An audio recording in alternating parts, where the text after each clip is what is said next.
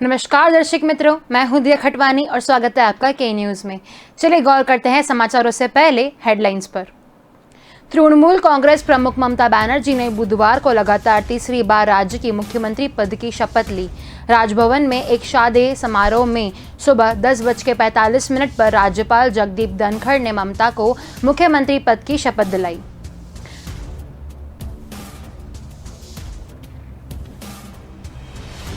Corona महामारी के बीच oxygen की कमी को लेकर देश भर की अदालतें सरकारों से बेहद नाराज है। इसी सिलसिले में इलाहाबाद हाईकोर्ट ने मंगलवार सख्त टिप्पणी की।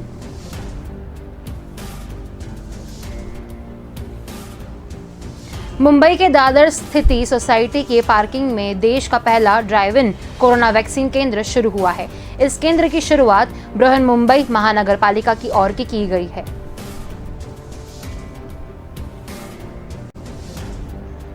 सुप्रीम कोर्ट ने मराठा आरक्षण पर महाराष्ट्र सरकार को बड़ा झटका दिया है। शीर्ष अदालत ने महाराष्ट्र में मराठों के लिए 10% आरक्षण देने के राज्य सरकार के निर्णय को निरस्त कर दिया है। मुजफ्फरपुर में बैरैया बस स्टैंड में खड़ी निजी कंपनी की 3 बसों में सुबह अचानक आग लग गई। जब तक बस स्टाफ की नजर पड़ती तब तक आग तीनों बसों में फैल चुकी थी। चलिए गौर करते हैं अब मुख्य समाचारों पर। बंगाल विधानसभा चुनाव में जीत की हैट्रिक लगाने के बाद तृणमूल कांग्रेस प्रमुख ममता बनर्जी ने बुधवार को लगातार तीसरी बार राज्य के मुख्यमंत्री पद की शपथ ली। राजभवन में एक शादी समारोह में सुबह 10:45 पर राज्यपाल जगदीप धनखड़ ने ममता को मुख्यमंत्री पद की शपथ दिलाई। ममता ने अपने पारंपरिक अंदाज में बंगाल में शपथ ली। ममता ने फिलहाल अकेले शपथ ली है। उनके कैबिनेट के सदस्य बाद में शपथ लेंगे। सिर्फ तृणमूल के वरिष्ठ नेता सुब्रत मुखर्जी को प्रोटेम स्पीकर की शपथ दिलाई गई थी, जो 6 और 7 मई को विधानसभा सत्र में नवचयनित विधायकों को शपथ दिलाएंगे। इधर कोरोना महामारी के मद्देनजर राजभवन में आयोजित शादी समारोह में मात्र 25 लोगों को ही आमंत्रित किया गया था। इसमें सभी राजनीतिक दलों के मुख्यमंत्री प्रमुख नेताओं को आमंत्रित किया गया था, लेकिन प्रदेश भाजपा अध्यक्ष दिलीप घोष चुनाव नतीजों के बाद राज्य में जारी हिंसा के चलते शपथ ग्रहण समारोह का बहिष्कार किया और वह नहीं गए। समारोह में तृणमूल कांग्रेस के सभी वरिष्ठ नेता व सांसद मौजूद थे। इसके अलावा ममता के चुनाव रणनीतिकार प्रशंसक किशोर भी मौजूद थे।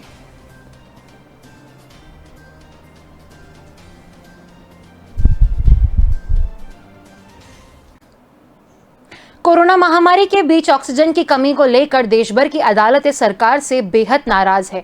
इसी सिलसिले में इलाहाबाद हाईकोर्ट ने मंगलवार सख्त टिप्पणी की है। हाईकोर्ट ने कहा कि अस्पतालों में ऑक्सीजन सप्लाई नहीं होने से कोरोना मरीजों की जान जाना अपराध है। यह किसी नरसंहार से कम नहीं है। जस्टिस सिद्धार्थ वर्मा और जस्टिस अजीत कुमार के बेंच राज्य में कोरोना के बढ़ते मामलों और क्वारंटीन सेंटर्स की स्थिति को लेकर दायर पिटीशन पर सुनवाई कर रहे थे। इसी दौरान लखनऊ और मेरठ में ऑक्सीजन की कमी के से ही रही मौतों को लेकर सोशल मीडिया पर चल रही खबरों के रेफरेंस में कोर्ट ने कमेंट किया। साथ ही दोनों जिलों के डीएम को ऐसी खबरों के 48 घंटे में जांच कर अगली सुनवाई पर ऑनलाइन पेश होकर रिपोर्ट देने को कहा है। कोर्ट ने कहा, कोरोना मरीजों को मरते देख हम दुखी हैं।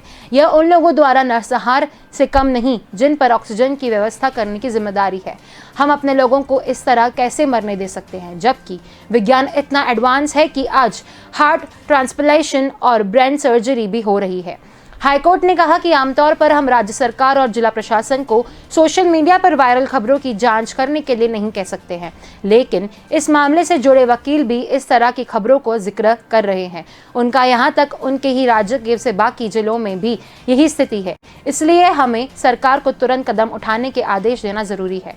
दिल्ली में ऑक्सीजन संकट पर हाईकोर्ट ने मंगलवार को केंद्र सरकार को कड़ी फटकार लगाई। हाईकोर्ट ने केंद्र से कहा कि आप शुतुरमुर्ग की तरह रेत में रीस डालकर बैठे रह सकते हैं, लेकिन हम नहीं। इसके बाद केंद्र सरकार को नोटिस जारी कर पूछा कि दिल्ली को ऑक्सीजन सप्लाई करने के आदेश का पालन करने कर क्यों नहीं आपके खिलाफ अदालत की अवमानना का मामला जाया चाहिए।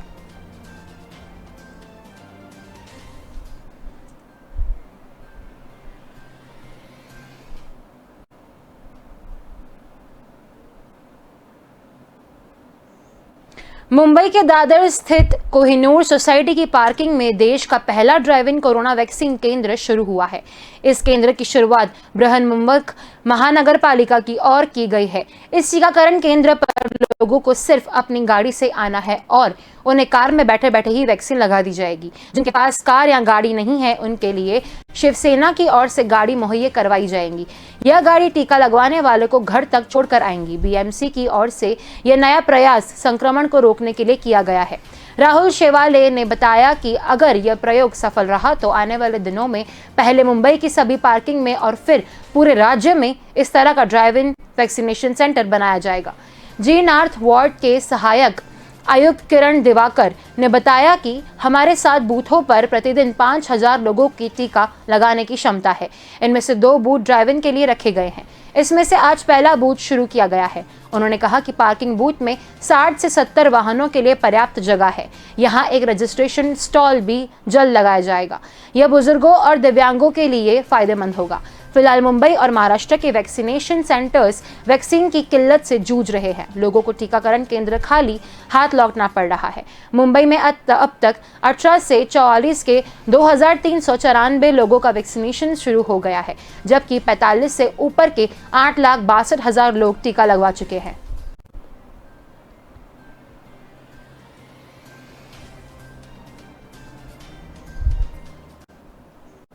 सुप्रीम कोर्ट ने मराठा आरक्षण पर महाराष्ट्र सरकार को बड़ा झटका दिया है।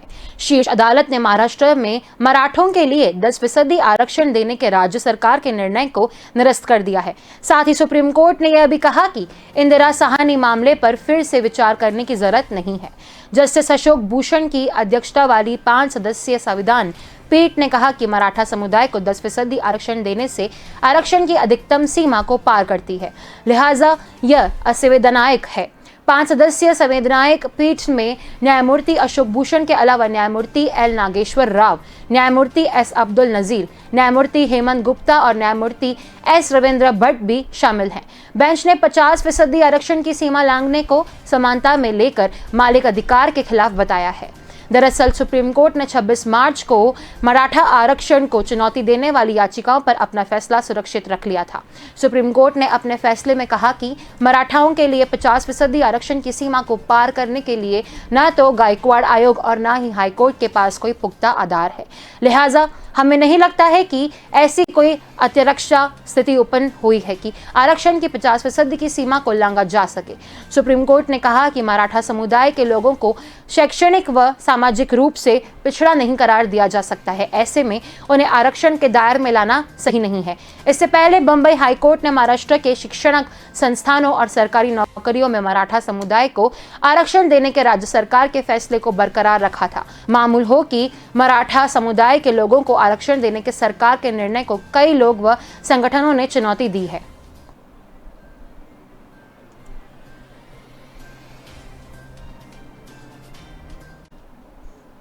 मुजफ्फरपुर ने बैरैया बस स्टैंड में खड़ी निजी कंपनी की 3 बसों में सुबह अचानक आग लग गई। जब तक बस स्टाफ की नजर पड़ती तब तक आग तीनों बसों में फैल चुकी थी। आग की तेज लपटे को देख बस स्टैंड में मौजूद यात्रियों के बीच अफरा तफरी मच गई। स्थानीय लोगों की मदद से पहले आग पर काबू पाने का प्रयास किया गया, लेकिन आग और भी तेजी से फैल रही थी। इस बीच स्टैंड में खड़ी दूसरे बसों को भी आनन फानन में बाहर निकाला गया। इधर घटना की सूचना पर पहुंची फायर ब्रिगेड की टीम ने करीब 2 घंटे की मशक्कत के बाद आग पर काबू पा लिया। इस दौरान तीनों बस संचालकों को करीब 50 लाख की क्षति की आग लगने वजह को लेकर तरह तरह की चर्चाएं स्टैंड के लोगों और बस संचालकों के बीच हो रही है। हालांकि घटना से संबंध में जो तीनों बसों के मालिक निबा ठाकुर, अरुण कुमार मिश्रा और निबा देवी ने फायर ब्रिगेड टीम को दिए शिकायत में घटना का कारण बस में शॉर्ट सर्किट होना बताया है। घटना के बाद स्थानीय लोगों का कहना है कि स्टैंड में खड़ी बसों में नशेड़िया का जमवाड़ा लग गया था। अधिकांश गांजा पीने वाले बसों के अंदर बैठकर गांजा पीते हैं और चलती हुई माचिस की तीली को अन्य सामान बस के अंदर ही छोड़ देते हैं। उन्हें आशंका है कि इस वजह से बस में आग लगी है। फायर ऑफिसर संतोष कुमार पांडे के अनुसार 4 दमकलों की मदद से तीनों बसों में आग लगी पर काबू पा लिया गया था। शॉर्ट सर्किट से आग लगने की बात सामने आ रही है। कुछ लोगों से पूछताछ की जा रही है।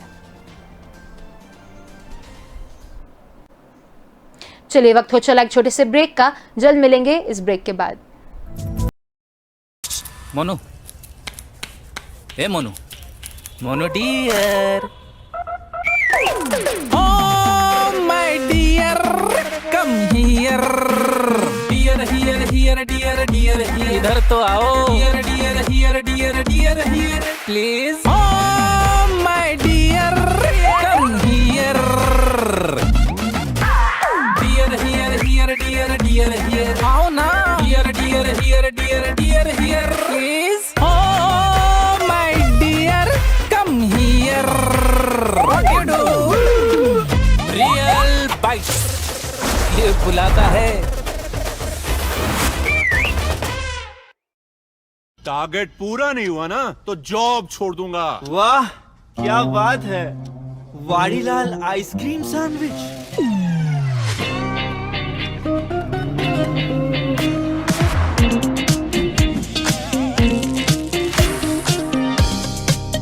फ्लेवर्स इतने कि हर दिल बोले वाह वाड़ीलाल।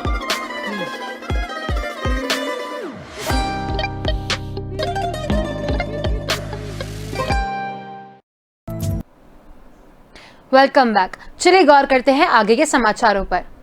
चरित्र संदेह में एक व्यक्ति ने पहले किराएदार और फिर अपनी पत्नी की चाकू से गोद कर बेरहमी से मार डाला। उसकी 3 छोटी बेटियां हैं। आरोपी ने प्रेम विवाह किया था। ओमती पुलिस ने थाने से चंद कदम दूर दोहरे हत्याकांड को अंजाम देकर सनसनी फैलाने वाले आरोपी को 3 घंटे के अंदर हिरासत में ले लिया। आरोपी से देर रात तक पूछताछ जारी थी।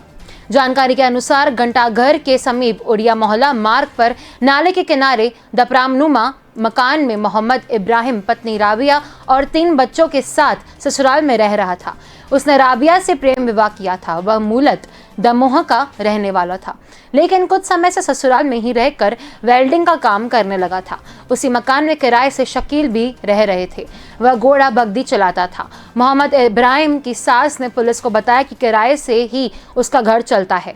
शकील का वहां किराए से रहना इब्राहिम को पसंद नहीं आया। वह बेटी राबिया के चरित्र पर संदेह करता था। कई बार इसे लेकर घर में कलह हुई थी। मंगलवार रात 10:30 बजे खाना में दौरान पत्नी विवाद हुआ। इसके बाद मोहम्मद इब्राहिम चाकू लेकर गुस्से में घर से निकला। उस समय शकील अपने घोड़ा बगदी के पास खड़ा था। तभी उसने चाकू से उसके पेट व पीठ पर वार कर दिया। शकील ने बचने के लिए दौड़ लगा दी। शोर सुनकर इब्राहिम की पत्नी राबिया निकली तो चाकू उसकी छाती में भी घोंप दिया। राबिया मौके पर ही बेहोश होकर गिर गई। आरोपी इब्राहिम चाकू लहराते हुए भाग निकला। मोहल्ले वालों की मदद से दोनों को विक्टोरिया अस्पताल भिजवाया गया, जहां चिकित्सकों ने दोनों को मृत घोषित कर दिया। दोहरे हत्याकांड की खबर मिलते ही टीआई एसपीएस बघेल सहित सीपीएसपी ओमती, एएसपी सिटी रोहित काशवानी भी एफएसएल टीम के साथ पहुंचे।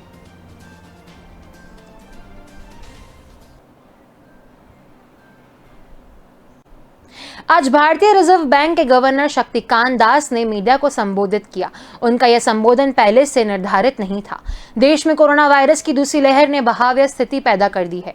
एक तरफ जहां स्वास्थ्य प्रणाली चरमरा गई है, तो दूसरी तरफ कालाबाजारी करने से लोग बाज नहीं आ रहे हैं। हालांकि कोरोना के दैनिक मामलों में कुछ दिनों से हल्की गिरावट आ रही है, जो राहत की संकेत है। लेकिन राज्यों में लगाए गए लॉकडाउन से जनता परेशान है, क्योंकि इसका सीधा असर उनकी कमाई पर पड़ रहा है।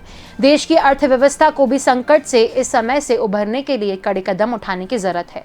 ऐसे में केंद्रीय बैंक का यह संबोधन बेहद अहम है। उन्होंने कहा कि आरबीआई कोरोना की स्थिति पर नजर बनाए हुए हैं। कोरोना की पहली लहर के बाद अर्थव्यवस्था में अच्छी रिकवरी दिखाई दे रही है। कोविड-19 की दूसरी लहर के प्रसार को देखते हुए व्यापक और त्वरित कार्रवाई की आवश्यकता है। दुनिया के अन्य देशों के मुकाबले भारत में तेज रिकवरी हुई है। मौसम विभाग ने इस साल सामान्य मानसून रहने का अनुमान जताया है। अच्छे मानसून से ग्रामीण क्षेत्र में मांग की तेजी रहने की संभावना है।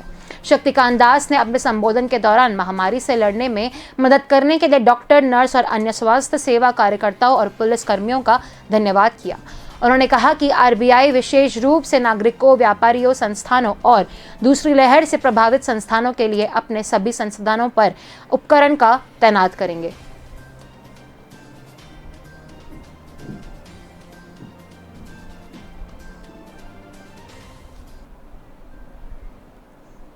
दक्षिण भारत के राज्यों में कोरोना वायरस का डबल म्यूटेंट वेरिएंट तेजी से फैल रहा है। इससे पहले दक्षिण भारत में कोरोना वायरस का N440 के वेरिएंट चिंता का कारण बना हुआ था। कोशिका एवं आणविक जीव विज्ञान केंद्र के वैज्ञानिकों ने मुताबिक डबल म्यूटेंट का असर N440 के वेरिएंट से भी तेजी से हो रहा है। CCMB के पूर्व निर्देश राकेश मिश्र ने कहा कि कर्नाटक और आंध्र प्रदेश के बाद अब तेलंगाना में भी डबल म्यूटेंट का प्रभाव ज्यादा हो गया है। इस साल के शुरू में CCMB ने 5000 वेरिएंट का विस्तार से विश्लेषण किया था। इसमें पाया गया था कि कोरोना वायरस के अन्य वेरिएंट की तुलना में N440 के वेरिएंट दक्षिण भारत में बहुत तेजी से फैल रहे हैं। सेवपति ने कहा कि कोरोना की पहली लहर के दौरान शक्ति भारत में N440 के वेरिएंट चिंता का कारण बना था, लेकिन दूसरी लहर में डबल म्यूटेंट जैसे B1617 और B117 तेजी से इसकी जगह ले रहा था, यानी ज्यादा मरीजों में डबल म्यूटेंट का संक्रमण ही पाया जा रहा है। उन्होंने बताया कि केरल को लेकर ज्यादा आंकड़े तो सामने नहीं आए हैं, लेकिन जो भी थोड़े आंकड़े मिले हैं उससे पता चलता है कि राज्य में B117 तेजी से फैल रहा है।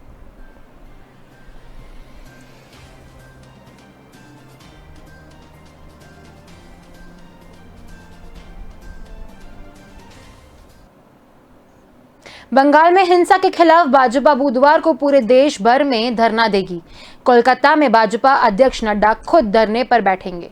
उल्लेखनीय है कि बंगाल में 2 मई को आए विधानसभा चुनाव के नतीजे में सत्ताधारी टीएमसी की शानदार विजय के बाद से ही राज्य के विभिन्न हिस्सों में हिंसा, आगजनी का लूटपाट का दौर जारी है। भाजपा का दावा है कि तृणमूल कार्यकर्ताओं के हमले में अब तक उसके 9 कार्यकर्ताओं की जानें जा चुकी है। साथ ही बड़ी संख्या में कार्यकर्ता घायल भी हुए हैं। पार्टी ने सैकड़ों की संख्या में भाजपा कार्यकर्ताओं के घरों पर हमले व आगजनी का दावा किया है। बंगाल में विधानसभा चुनाव परिणाम के बाद जारी हिंसा पर केंद्र ने सख्त रुख लिया है। प्रधानमंत्री नरेंद्र मोदी ने बंगाल के राज्यपाल जगदीप धनखड़ को फोन कर हिंसा पर चिंता जताई और इससे रोकने के लिए कदम उठाने को कहा है। प्रधानमंत्री और गृह मंत्रालय ने सख्त रुख के बाद बंगाल की कार्यवाहक मुख्यमंत्री ममता बनर्जी ने मंगलवार शाम अपने आवास पर राज्य के आला अधिकारियों के साथ अहम बैठक बिठाई है।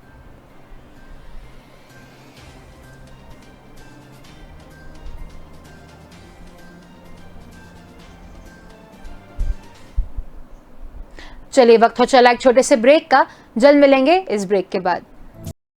शुद्धता और स्वाद को ध्यान में रखकर गजानन ने तैयार की है विभिन्न मिर्च। गजानन है हर मिर्च का मास्टर। स्वाद, शुद्धता और भरोसा एक थाल में जिसने परोसा, खुशबू है जिसकी सुहानी, जाने पहचानी, वो है रानी सिंह तेल। रानी सिंह तेल और कपासिया तेल, मूल्यवान भरोसा, मूल्यवान तेल। Welcome back. चलिए गौर करते हैं आगे के समाचारों पर। उत्तर प्रदेश में ऑक्सीजन की कमी से हो रही मौतों पर इलाहाबाद हाईकोर्ट ने सख्त टिप्पणी करते हुए नाराजगी जताई है। अपने आदेश में उच्च न्यायालय ने अस्पतालों को ऑक्सीजन की आपूर्ति न होने से कोविड-19 मरीजों की मौत को आपराधिक कृत्य करार देते हुए नरसंहार बताया है। कोर्ट ने कहा कि नरसंहार के जिम्मेदार वो लोग हैं जिनके ऊपर लगातार ऑक्सीजन सप्लाई की जिम्मेदारी थी। इलाहाबाद हाईकोर्ट ने कहा कि जब विज्ञान इतनी उन्नति कर गया है कि इन दिनों हृदय प्रतिपोरण और मस्तिष्क की सर्जरी की जा रही है, ऐसे में हम अपने लोगों को इस तरह से कैसे मरने दे सकते हैं। आमतौर पर हम सोशल मीडिया पर वायरल हुई ऐसी खबरों को जांच के लिए राज्य और जिला प्रशासन से नहीं कहते हैं, लेकिन इस जनहित याचिका में पेश अधिवक्ता इस तरह की खबरों का समर्थन कर रहे हैं। इसलिए हमारा सरकार को तत्काल इस संबंध में कदम उठाने के लिए कहना आवश्यक है।